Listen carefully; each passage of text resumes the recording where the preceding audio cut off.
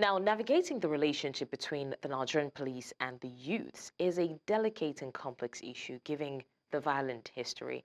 The Nigerian police have been notorious for their brutality, for the extortion, for labeling, for harassment of young people, which has gradually led to a deep-seated mistrust and hostility towards the police, especially by young Nigerians. Now, to navigate this relationship is very important to address the root causes of the problem and to rebuild trust and establish a new paradigm for police-youth engagement. So, without further ado, joining me now in the studio, I have Sewedomo Samuel, who is a student. Thank you for joining us. I hope I got the name correct. Yes, you did. Okay, and right beside him is the beautiful Blessing Ajunwa, a youth advocate as well. Thank you also, Blessing, for joining us. Thank you for having me as well. It's a pleasure. Now, we also have joining us virtually Ayoyinka Oni, the former coordinator, Take It Back movement in Lagos. Thank you, Ayoyinka, for joining us. Thanks for having me.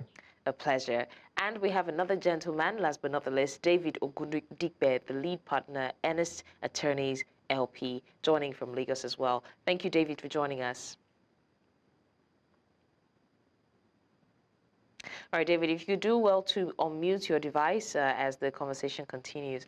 All right, so let's go straight into it. Let me start with Samuel, Sewedomo Samuel. Now, I would like to ask you, as a student, what exactly would you say are the historical roots of the level of mistrust now between the young Nigerians like yourself and the police force or the executive arm generally? So I'll say that based on some surveys, you can see that many Nigerians have said that the reason why they don't trust the police is because they've heard or they have experienced, like they've experienced the notorious extortion, they've experienced the maltreatment. Most times when they walk on the streets, they are profiled already because of the way they look and their appearance and the devices they have. I have been stopped on the road. I've been told to come down from a bus so they can check my things. They'll pour your things down. Whatever they see, they want to check your phones. They want to check your phones. They want to check your laptop because there's already a profile. There's already an image they have in their head. So when those people experience it, when normal youths experience it, and they tell themselves, each person will have that view in their mind that, oh, the police, when they see me, this is what's going to happen. So it has caused mistrust. It has led to the mistrust that they have towards the police and their relationship with them. Right. Blessing, do you share the same opinion? Yes, I do actually, because police officers don't actually talk calmly when they see you. Youths are mostly stereotyped when they see you, like you said, with a certain hairstyle, the way you're dressed. So many times they will just stop you because you're not dressed properly. According to them, they will stop you and say, come, what do you do? They search your stuff, they search your belongings. Now, they should not think youth of nowadays, when you are okay, you are into illegal things. If you have a car, they'll think you're into cybercrime. If you have more than a phone, they'll think they want to go through it. A phone is a private thing. It's my thing. You shouldn't just stop me and start going through it. So I think that's caused a lot of mistrust and fear, actually. All right, thank you, Blessing. Now, let me go to Ayoyinka. We hear a lot about corruption, especially in this part of the world, and it kind of seems like the government or policy and decision makers have this executive arm right in their palm. So it feels as though, as opposed to them doing their actual job, they're being controlled by certain people in government. What role would you say that corruption has played over time in eroding the trust between the police and the youths, bearing in mind that this mistrust is also a common problem between the youths and the government themselves, especially when it comes time for things like election, where it's as though the police who were stationed to ensure the security and safety of the youth, it looks like they're working hand in hand with the people who are constituting a nuisance. Not all of them, but it has been somewhat that way for a while. So what role would you say corruption has played? You said it all. There is serious and lack of mistrust of Nigerian youths, and in Nigeria totally, but we have in a decline where, you know, people that are half of population of the country are people that are less than 30. So there's no way you cannot discuss the youth and the nation. Mistrust of the entire agencies in government, not just the police, all the agencies. But the police has to be singled out because it now deals with, you know, violation of rights that you can see, traumatic experiences. And this is happening, and this will continue to happen because there's lack of irresponsibility of the government. I need to tell you this without, you know, any choice of words, that we have never had a responsible government in this country. We have never had it. Let's leave the period of the military now. It's always a military regime and this, that, we give several excuses. Even when we had the so-called democracy of 99, there was no responsibility by the government to curb the excessive force, the extortion, the crime, the kidnapping, the illegal arrest by the police force. And we all take this back to our SARS struggle, that many young Nigerians were involved one way or the other. That what has now been the action of the police, even after that, they have not changed. It has remained the same.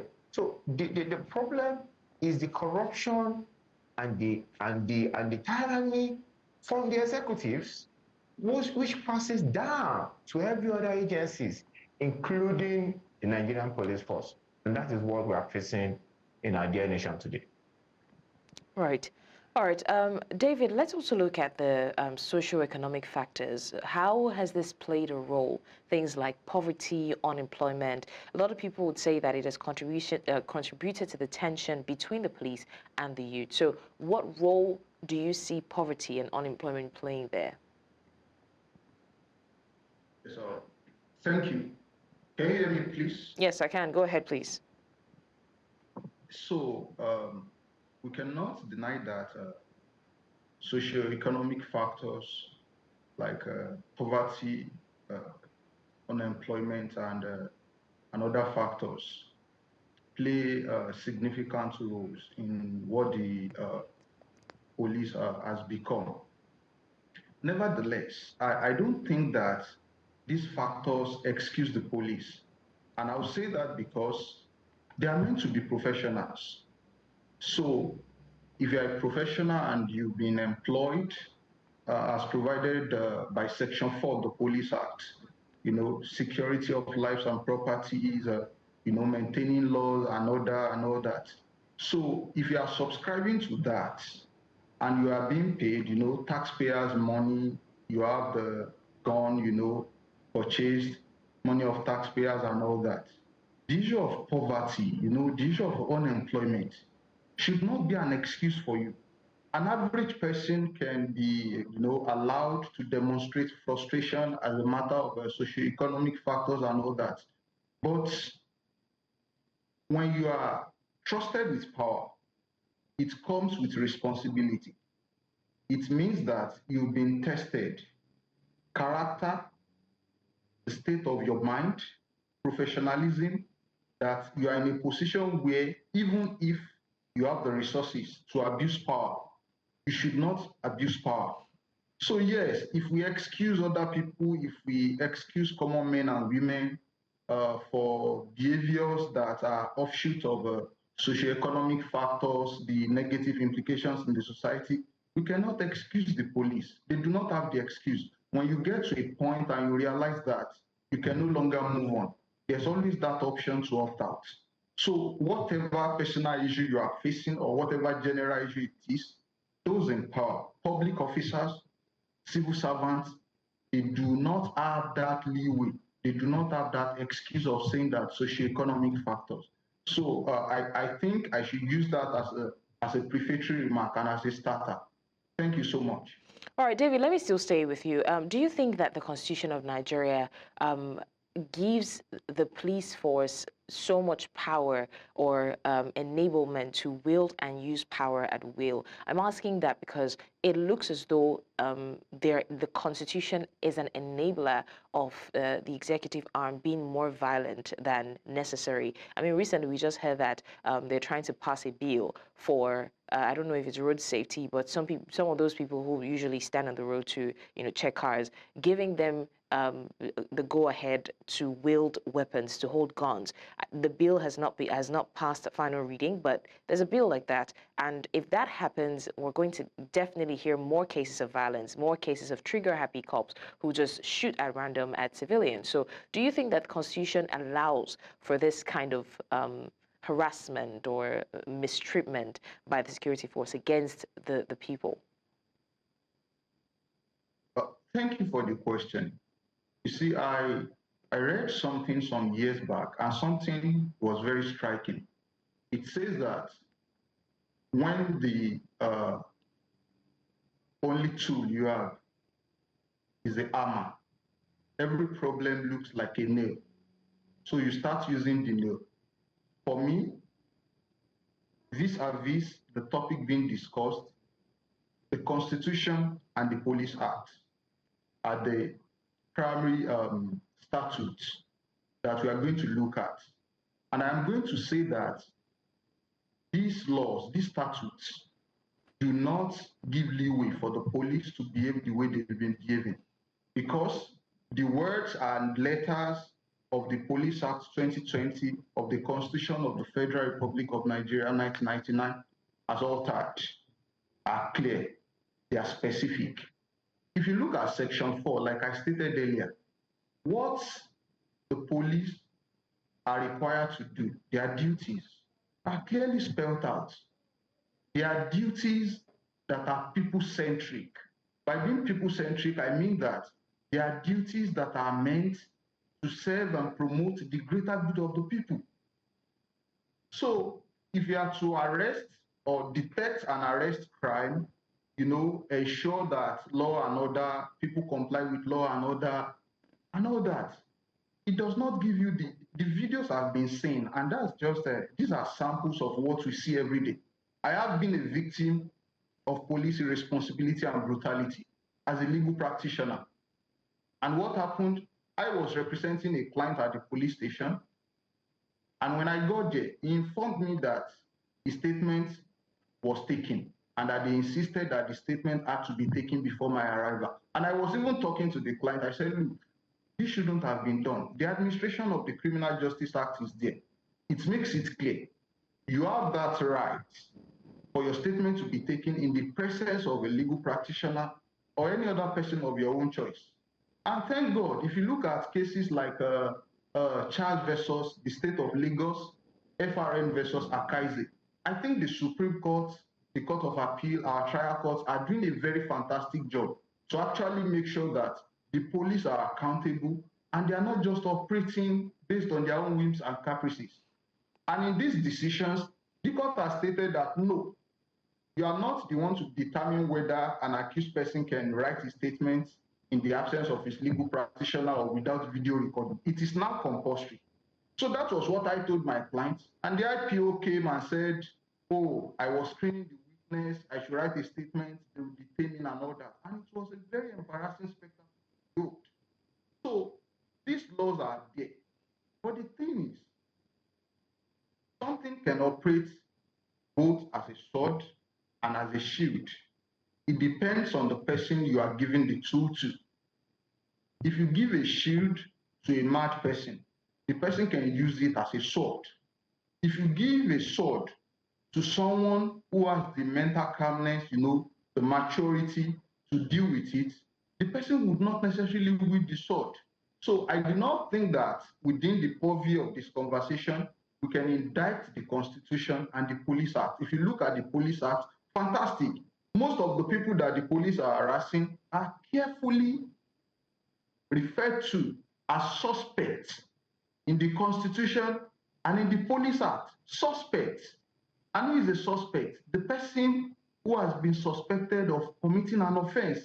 It has not been established that you've committed an offense. Even for a convict, there are constitutional rights that convicts are still entitled to under the law, let alone a suspect.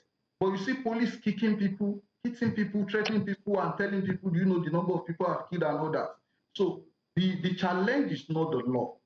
The law has not enabled them to behave the way they've been behaving. I just think that there's this deep-seated institutional rot, inefficiency, ineffectiveness that is the problem of the Nigerian police as constituted. Thank you so much. All right, thank you so much for that. That was very comprehensive. Okay, let me come back to Samuel. What impact would you say that the lack of accountability and oversight within the police force had on the relationship with youth? Several times we've seen, and not just youths, even Nigerians in general, several times we've seen where a policeman, for example, stops an innocent person, and after back and forth, he shoots the person to death, and we don't even hear. Yes, sometimes we get statements that, oh, they're going to be stripped of their position, but we don't hear the follow-up stories like they were actually stripped of their position or were actually detained for the crime they committed. So what role would you say the lack of accountability and oversight has played? I believe it has played a big role because over time, I believe that the police, they've had memos, they've passed announcements to curb this extortion and everything that the police has been doing. They've been warned, it has been said on the news. After the SARS protest, it has also still been spoken about. But when you say all these things, when you give all these laws and then there's nobody to check it, it affects the law in a whole, because there's nobody doing the oversights, there's nobody checking, okay, we've said this thing, but the police at so place are still doing it. Who is going there to caution them? When they caution them, when they are apprehended, what is the next move? Are you telling the Nigerians that, oh, these people have been apprehended and this is what they are going to do? This is the punishment they are going to get? Are they going to be stripped of their offices? When those things are not there, it won't have a positive effect on the mistrust that the youth is having with the police, because we can't still trust them. Because if they say they are arrested, what is the next move? We are not seeing what is going on. We don't know what you are doing. They might just be arrested and just posted somewhere else. And when they go, they do the same thing because they know that there's no punishment for it. But when there's that accountability, that there's that punishment that, okay, yes, the police know that, okay, if we're doing this thing, this is what is going to come out of it. It will actually reduce, and then the trust can still be rebuilt. All right, thank you for that. Okay, Blessing, now at the risk of sounding like I'm apportioning blame to the government, what responsibility would you say that the government bears for the current state of police-youth relationships in Nigeria? Well, thank you for that. The government right now, just like the Inspector General, Egbetoko, he actually released a statement that police should stop the extortion, the brutality on the youth. Just like he said, there should be a commission, a police service commission that actually checks that. If they say that, okay, they are going to be punished, but it should be made openly. We should see it that, yes, they are being stripped of. Probably they should, I don't know, but we should see that, yes, they are being disciplined for what they did. They shouldn't just go scot-free, because we will not trust them. What's their job? Maintaining peace and order in the country, protecting lives and property. But so many times they've even destroyed properties. They've even killed people. But they say all this, they do all these things with confidence. So the government should help us, show where they are disciplining them publicly. We should know that, yes, there are people that are checking them. There are people that are making sure that this thing doesn't happen no more. So they should stick to their duties, maintaining order. If they are the ones causing chaos, I will not trust you. I will not be friends with you. So there's something called the escalation technique. They should talk to us calmly. You shouldn't just think we're a criminal. You shouldn't just think that because we are dressed in a certain way, we are into illegal activities. Talk to us. See, may I see you, or may I ask? You don't just say, hey, come here. Don't talk to me rudely. Because sometimes when you talk to someone rudely, it actually spikes something in the person you are talking to. So the government should please let us see when they are being disciplined publicly. They shouldn't go scot-free. And I believe it is possible, so they should do it. All right, thank you very much. Very spot on. Now, let me go straight to Ayoyinka. We've seen cases where the elites of the society seemingly tend to use these policemen or security agencies as, number one, as personal bodyguards, but we're not even going there. But there's also a situation where they use them as instruments to exert force or to show power towards another civilian. Several times we'll see where there's a misunderstanding between, say, a man and his employee, and the man deploys his policemen for no reason, and they apprehend the employee and keep him there for a long time just to show that, oh, I know people, I can do this to you. So, Ayoyinka, what do you think can be done in that regard? I mean, recently we saw a member of the House of Assembly oppressing a dispatch rider for some very flimsy reasons, and he kept sort of issuing threats like he can make him disappear and nobody would find him in the country where we claim that there is democracy. So what do you think can be done about that? Thank you very much. You know, when I'm on TV, I always like to be sincere because I know a lot of Nigerians are watching and we have to tell Nigerians the truth. Police brutality, police extortion and the rest cannot end under these governments or the one before the government. There's no irresponsibility has been shown by the government of the day, just like the past governments. What we can do and what we have been doing as journalists, citizens, as activists, is to continue to expose so that at least we can reduce, in a way, save some people. Because the government itself, just like Buhari did when he used the police and soldiers to clamp down on answers, killing citizens all over the states, Lagos State and other states in the country. The same thing the government of Bola Ahmed Tinubu have done in the end governance protests in August, where I can tell you over 1,000 people were arrested and over 20 people were killed across states, Jigawa, Borno, Kano, Kaduna. So if that has been done by the government, by its IGP, by its PRO, by its Commissioner of Police, and we are now saying, oh, they should help stop police brutality. The question is, how are we there? So it's total irresponsibility from the government. Recently now, Belefaro Timi is on trial. He was just granted bail in Ekiti. Illegal arrest. He was kidnapped from Lagos and hijacked to Ekiti. You can't stand a trial of a law that does not exist even in that state. By the police. By judiciary. Same thing, a nurse from Ogalamide was also kidnapped from Lagos. They first kidnapped her brother to lure her out, which is a great offense. You don't use people to catch people. And took her to Abuja, go and answer for a trial because she caused people. And the National PRO tweeted this morning that when you cause people, you are supposed to stand trial. That there's a law against cursing. That there's a department called cursing in the police. So we do not have the responsibility is to the highest level. Deceive Nigerians. There are no responsible people in the police force to the highest level. There are no responsible people in the government to the highest level. But what can we do to continue to expose these things? Lawyers, journalists, active citizens must continue to speak about the issues. The law, Section 24, that they have been using for the elite class and the politicians to hijack people, to arrest them unnecessarily when they speak against them, has been amended. It has been amended so that it will not be turned to an oppressive law. That's the Cybercrime Act. But still yet, they are still using it to oppress people. There are people, I just visited Kirikiri prison last week. There are people that are there because of they offended their boss. There are people that are there because of bag of rice. There are people that are there because of raiding.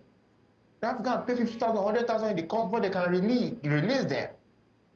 So it is the irresponsibility, the corruption, the lack of accountability is to the highest level because these elites, the political elites, the political class, and those that are not even politics, but they are close to politicians, use the police to oppress citizens.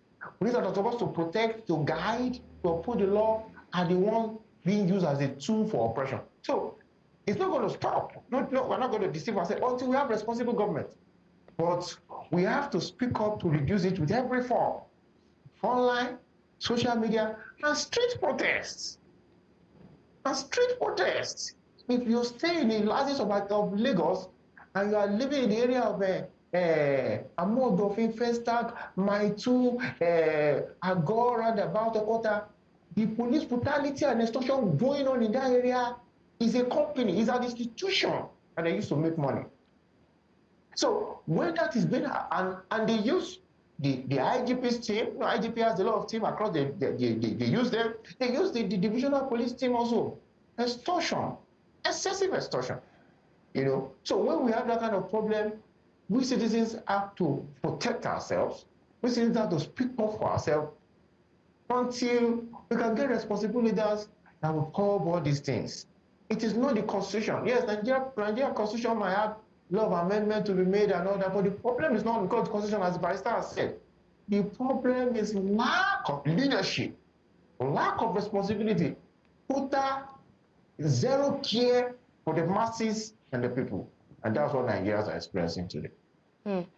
Okay, thank you for that. Now, David, very quickly before we go on break, what would you say is the way, or how would you say that the government can balance the need for law and order and the need to protect the rights and dignity of the people? Because they say where there are no rules, there are no punishment. So there has to be law and order. How would you say that the government can balance it? Thank you. As a starter, I believe strongly that the Nigerian police is deadened by corruption and debased by pretension to efficiency. When I saw the press release by the Inspector General of Police, it was amusing to me. And I said amusing because he occupies the zenith of that system, is at the top of that system. And it is impossible for anybody who grew through the rank to that level to play ostrich and start talking about anyone who does roadblock, the person is going to be sanctioned and all that. Come on. We are not kids. We know how it works. And year in, year out, you get this sort of warning from one IGP to the other, one IGP to the other. That is how it works. Now, what Ayo has said about the government, there's a very huge distrust in the system. Look at the National Assembly. You saw the show of shame that took place when the president went to present the budget.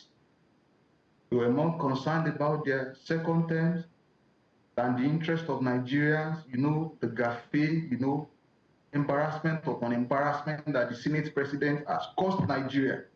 Look at that. Look at the executive arm of government. And these arms of government and the police, they are bedmates. The police is not the security arm of the Nigerian state.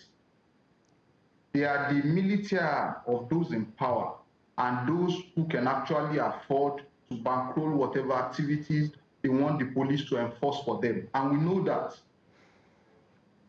To lend credence to what Ayo just said, a client reached out to me and was talking to me about the possibility of a court action at the National Industrial Court because her employer had not paid in 6 months and now they were considering discharging her.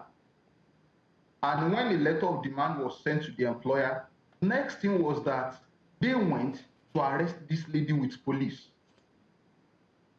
Police is always at the center of this storm. They are always the, you know, participants, criminals, everything.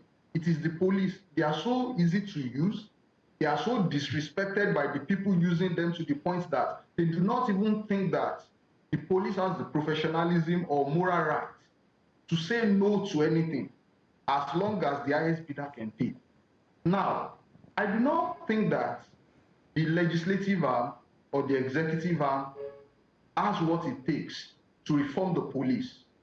I'm a lawyer, and from what I've seen, I think our courts have what it takes to bring about the needed reform. And I cited an instance where the Supreme Court, and more admirably, the pronouncement of Honorable Justice Ellen Ogundipe, Justice of the Supreme Court, because the Police Act and the Administration of Criminal Justice Act says that when you've been arrested by the police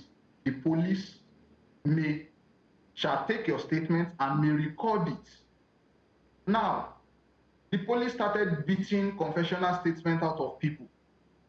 It is so bad that we've seen trials where the suspect would say, I did not write it. I was just beaten to sign this thing. And you look at it, the handwritings are markedly different. They are different. So it has become so notorious that the Supreme Court said, look, the use of may in these legislations does not suggest that it's at the discretion of the police. When a law uses such, words to describe an obligation that a public functionary has to a private person, it must be interpreted as a matter of compulsion. It is compulsory. So henceforth, any statement purportedly written by a witness or by a suspect at the police station, and there's no video recording showing the process where the person was taking it, so that we can observe the countenance. Was the person crying while writing it? Has the person been beaten? Was there any form of torture? Would no longer be admissible in evidence. So I think the reform, judiciary has what it takes to bring about the reform. I do not trust the executive arm of government. And you see, there's something I must say. The Arab Spring is still fresh. And what happened in Syria some days back is a sign that what we thought had ended is still on. The Nigerian police, if they continue with this approach, with this manner, they have what it takes to actually cause the Nigerian version of Arab Spring, which I do not pray that we will see. Because the lawlessness, the nonchalance is so much. You write petition, to the police about the need for them to investigate a case of maybe threat to life or something. And the police are asking you to bring millions to process petition, and someone's life is on the line. Okay, David. It's embarrassing. Okay, so please just hold that thought. We want to go on a very quick break. When we come back, we'll continue from where you were, what you were trying to explain. Stay with us. All right, many thanks for staying with us. We're still talking about, in summary, bridging the gap between the youths across Nigeria and Africa and the security operatives, especially the police force. I still have my guests with me. In the studio, I have Sewedomo Samuel, a student. I also have Blessing Ajunwa, youth advocate. And joining us online, I still have Ayoyinka Oni, the former coordinator, Take It Back Movement, Lagos. And I also still have David Ogundipe, the lead partner, Earnest Attorneys Limited. So, David, you were saying something before we went on break. Please, in the next 20 seconds, could you just wrap that up? So the system, the police system operates like they are not for the state. They operate like they are the weapon fashioned against the state. If you go on X, interrogate the tweets made by Prince Ademoye, Ben Dane, and the guy in Delta, Bright Edafe. They act like king gods. The ignorance and the arrogance. And when you have ignorance and there is arrogance, the potent mixture is embarrassing. The way they talk, they stand law on its head, and they act like, okay, whatever they do, nothing is going to come out of it. They are going to go scot-free. These are the image makers of the police. And what it means is that they are the best among the pack. So if the best among the pack are people like Prince Ademoye, Ben Udeng, then Bright Edafe, it's a problem. It's a big challenge, and we cannot keep pretending that we have a police force. We don't have a police force. In fact, many Nigerians are more scared, are more troubled by the presence of police than they would be by the presence of bandits and armed robbers. So that's my final thought on that. So much, David. Very quickly, let me go to Samuel. Now, Samuel, what role can technology like body cameras and social media play? We see a lot of times where someone gets justice just by posting whatever happened to them on social media and then getting a lot of as many people as possible aware of the situation. I don't think that we actively use a lot of body cameras in Nigeria so as to ensure accountability as well. So what role would you say that technology like body cameras and social media will play in promoting transparency and accountability? Well, while growing up, we're being taught that when we see something, we say something. So most times when you're being treated badly, it's always very good to have an evidence of that and a proof of that because it will help on the long run. Because we've seen cases of people using their phones to record when they're being maltreated by the police or maltreated by anyone in the executive arm or anything. And most times when they post it online, we see people that come to support. We see lawyers that want to defend. And eventually, if this case most times goes further, it is always easier to get justice because you have an evidence of being maltreated. So technology plays a very huge role, and it gives that confidence. Because most times when you bring out your phone, when you're being maltreated or extorted by the police, when you bring out your phone, they know that you want to record them, and they know the implication of you recording them. Most times they lean back, they stop doing what they want to do and let you go. So technology actually plays a very huge role in the accountability. All right, thank you. Ayoyinka, final question to you as well. I want to ask, what do you think is the important, or how important is it for youths and citizens generally to know their rights? Samuel just talked about bringing out your phones to record. Not everybody knows that they can. In fact, a lot of people are too scared to do that because they don't know that they are well within their rights to record. So all of these things youth should be well aware of their rights so as to at least, I know it may not 100% help, but at least it will help curb it. They know what to do, what to say, when not to do certain things. So how important would you say it is for the youth across Nigeria to know their rights when it comes to dealing with security operatives? Thank you very much. When you are in a society where your rights are not protected, where the people that have been constitutionally obliged to uphold your rights, government and even the police, do not care, you, which your life is important, have to make sure you know your rights, know how to apply your rights, know the people to call, have fast contacts, have Twitter handles that you can easily tag and all that, so that when you are in the trouble of these vultures, let me use that word, you can quickly, get out of it. This year alone, the Nigerian police have extorted Nigerians in millions, billions of naira. It's only a few people that were able to get refund through social media and the rest. Go and check them. There was one, they even extorted the man of 74 million naira. They lied that it was 38-something million naira. They kept the rest. They told someone to take that money away. They extorted people, traders, farmers. They are just, heartless, So when you are in that kind of society where the people that are supposed to be protecting you with the law and with their weapon are the one extorting you, if you don't know the law, you will be wrong. If you don't know the law, you will end up in jail. People that even know the law still end up in jail. Talk less of you that don't even know the law and know your rights. So young people should read up. Twitter is enough.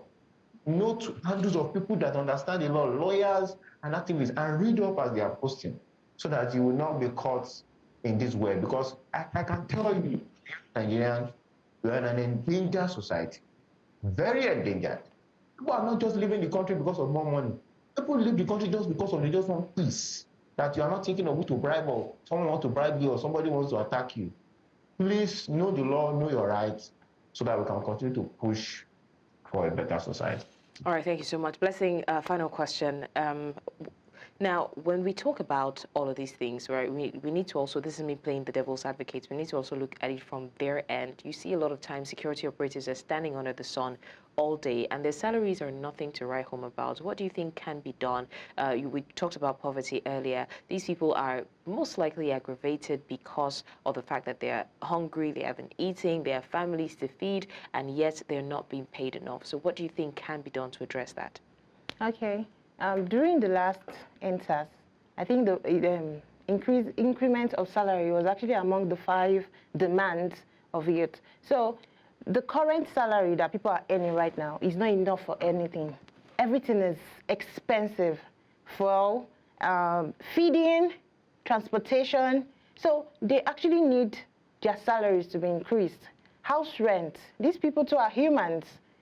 Probably because of the frustration that they are going through or emotional instability, but their salary should also be increased as well. So I feel they should check into that, increase their salary, but they should as well check them. This life is all about check and balances. So they should as well checkmate them. They should not be free. The body camera thing is a good thing, and the use of your phones, that's the only evidence that we can use right now. So we should hold on to it. We should not allow our rights to be snatched from us. So I feel they should increase their salary, or probably they could get a side hustle. Everybody does it. So they should get a side hustle. They should not just totally depend on that. So that's it. All right, this is a good place to wrap up the conversation. I just want to say a big thank you, Sewedomo Samuel, a student who is with us live in the studio, Blessing Ajunwa, youth advocate, who's also with us live in the studio. A big thank you as well to Ayoyinka Oni, the former coordinator, Take It Back Movement, who's joining us from Lagos, and David Ogundipe, the lead partner, Earnest Attorneys, who's also joining us from Lagos. This has been a very interesting and extensive conversation, and we hope that the youths, the government, and security agents have learned a thing or two from here. Thank you so much, lady and gentlemen, for joining us. This is still Fafana Africa. Do well to join us on the subsequent episodes as we discuss issues as they pertain to the youth across Nigeria and across the African continent at large. My name is Blessings Mosugu, and it's been an absolute pleasure being your host for the show. Join us again on our next episode. Till then, have a lovely day.